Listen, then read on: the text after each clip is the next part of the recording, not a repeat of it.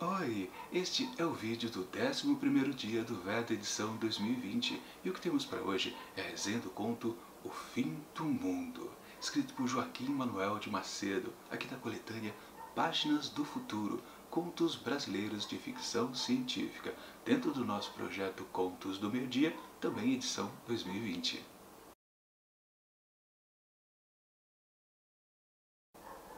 Estava reservado a Martinho a triste obrigação de escrever a lúgubre história do cataclismo por que passou a cidade do Rio de Janeiro e porque muito provavelmente há de ter passado o mundo inteiro no fatal dia de 13 de junho.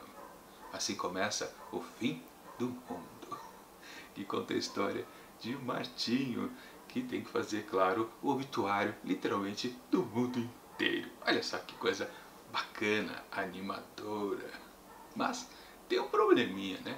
Esse cidadão, literalmente, ele não quer fazer o obituário e ele fica matutando, tendo uma ideia na cabeça: preciso me livrar desse tal fim do mundo. Aliás, só para orientar vocês, né, qual é esse fim do mundo? Tá para vir um cometa ali que vai acertar o nosso planetinha em cheio, lá na época de 1857. Aliás, um fato verídico, que essa história é baseada, não que acertou um cometa aqui no nosso planeta, mas é que estava passando um cometa nessa época e muita gente ficou desesperada pensando que realmente tudo ia se acabar, né? Claro, o autor aqui aproveitou para fazer um pouquinho de graça. Sim, isso aqui é uma história com bom humor, com certeza. Mas claro, né? Martinho aqui pensou e teve uma boa ideia para escapar do fim do mundo. Claro que eu não vou dizer qual que é, porque senão estraga a experiência de quem ainda pretende ler este conto. Minha avaliação do texto. Bom, praticamente eu já entreguei para vocês também que essa história aqui é engraçada, tem tons cômicos aos montes por aqui, principalmente por uma certa característica, porque no geral também a gente pode dizer que esse conto é um pouquinho repetitivo, porque depois que o protagonista acha o seu truque de escapar do fim do mundo e, digamos assim, outro spoiler que eu posso dar para vocês, ele retorna ao que sobrou, com certeza a gente percebe que uma coisa vai se repetindo, porque ele vai encontrando as pessoas que ele conhecia por ali. E praticamente ele faz um comentário para cada uma delas. E nesse ponto, necessariamente, não é engraçado. Tem uma certa amargura, para falar a verdade, porque o protagonista, o Martinho, ele percebe que ele perdeu os amigos, perdeu o seu futuro, entre outras coisas. Sim, é um tom triste, com certeza. A parte engraçada, de fato, é que ele fica fazendo pilhéria a respeito das questões econômicas ali daquele momento ali do Brasil, com certeza. Então, uns 4 momentos mais ou menos, ele dá uma cutucadinha em termos do dinheiro que acontece com os políticos, com ações trabalhistas e por aí vai. Isso realmente eu até achei a parte mais engraçada de toda, porque o resto, no fundo, como eu disse, é um tomzinho um pouco mais para baixo, mais deprê, porque a história, no fundo, é catastrófica, né? É o fim do mundo que aconteceu. Ou seja, o texto tem o seu certo problema porque enrola sobre duas vertentes. A vertente triste e a vertente alegre. Tirando isso, não sobra muita coisa. Claro, a parte original está exatamente nessa parte de realismo fantástico. A ideia que o Martinho tem para escapar do fim do mundo é maluca. Aliás, na própria ideia que ele tem para salvar-se do fim do mundo, já tem aquela crítica que eu acabei de dizer a respeito de coisas econômicas, tanto na ida quanto na volta, diga-se de passagem. Para você entender, você tem que ler o texto. Enfim, o que vale, embora seja engraçado todo o texto, tem a sua parte triste também, no fundo é uma bela de uma crítica social do autor para com a época lá vivida pelo Brasil, lá no finalzinho do século XIX. E como eu comentei, sim, é tudo baseado numa história verídica. De fato, passou um cometa aqui perto do nosso planeta lá em 1857, 13 de junho de 1857. E, aliás, foi publicado exatamente nesse dia num periódico. E, claro, o autor quis fazer uma certa pilhéria a respeito daquilo, aquela confusão, né, que acontece. Aliás, hoje em dia, né, nas últimas décadas, a gente já viveu isso várias vezes, né, de passar o cometa para cá, ter calendários, não sei do que, muita gente dizendo que o mundo vai acabar em tal data específica, e no final das contas esse trem não acaba nunca. Mas a loucura, o desespero de muitas pessoas, sim, isso sempre vai acontecendo, embora muita gente também já trate como uma coisa apenas mais uma vez que o mundo vai acabar. Claro, lá no século XIX, com certeza isso pesava mais, porque ninguém ainda estava acostumado com isso. Por isso que eu posso pensar então que esse texto, lá naquela época, ele fez um certo sucesso.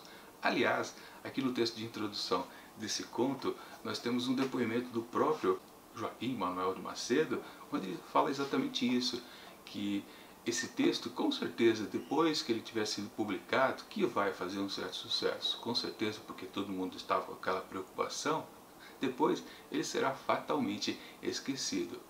De fato, ele sabia então que realmente o texto não duraria muito na memória das pessoas. Claro que fica como registro histórico, que naquela época aconteceu tal evento, e isso serve como um reflexo da sociedade, né? Muito do que um autor faz com sua literatura é realmente refletir a sua percepção do mundo em que vive. E sob esse aspecto, ele pode dizer que isso aqui é um exemplo perfeito.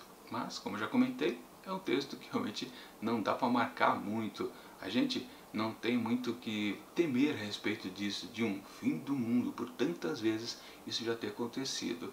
E claro, também, do jeito que está estruturada essa história aqui, a gente não sente o desespero das pessoas, porque do decorrer aqui da história a gente só tem a visão exatamente do protagonista e, claro, o seu lamento dos entes perdidos. Se tivéssemos outras visões desse tal fim do mundo por outros personagens, seria interessante. Aliás, dando um belo de spoiler também, eu posso dizer que sim, há uma outra pessoa aqui que também remete a uma certa perda dele, e também que a gente possa perceber que há uma percepção também de uma outra pessoa, uma segunda pessoa, desse fim do mundo já ocorrido. Não vou dizer exatamente como é que é essa situação, mas a gente pode considerar também como quase também um outro elemento fantástico que acontece. Na verdade, é uma coisa um pouquinho mal explicada. De repente, pumba, acontece algo diferente do que estava já estabelecido. O mundo acabou, não tem mais chance de volta, mas de repente, ué, tem uma coisinha diferente. Isso aqui é coisa do passado, aliás, mais passado ainda. Não é exatamente a tragédia em si que acabou de ocorrer. Enfim, realmente, então por causa disso o texto, ele podia ter um escape de ser um pouquinho melhor, durar um pouco mais, como o próprio autor comentou pra gente, que sim, ele sabia que esse texto não seria eterno, apenas um registro lá daquela época do que aconteceu, daquela loucura que foi pensar que o mundo poderia acabar. De qualquer forma, o humor funciona aqui nesse conto, então, claro, eu recomendo a leitura dele, com certeza, que muita gente pode ler e descobrir que é um texto engraçadinho, serve como entretenimento, passa o tempo.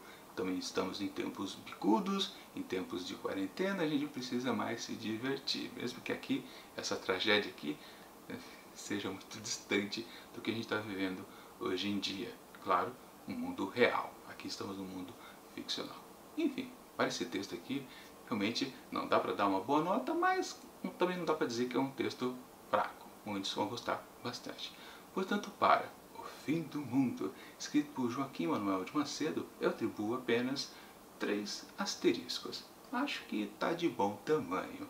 Bom, e amanhã retornamos para Clarice Lispector com a sua coletânea Onde Estivesses de Noite. E lembrando, será a penúltima história aqui desse livro. Sim, já estamos terminando mais uma coletânea de contos aqui dentro do projeto Contos do Meio-Dia e brevemente teremos um livro para substituí-la. Com certeza será algo interessante, diferente. Eu gosto sempre de variar o gênero, né? Sair um pouco aqui de um autor nacional, por exemplo, Clarice, e passar para alguém mais distante da gente, com um gênero um pouco mais não, completamente diferente do que a Clarice escreve, com certeza. Bom, amanhã a gente confere então a penúltima história aqui de Onde Estivesses de Noite, mas enquanto esse próximo vídeo não chega, eu deixo aqui do lado dicas de outras resenhas que já aconteceram aqui nesse começo de Veda edição 2020.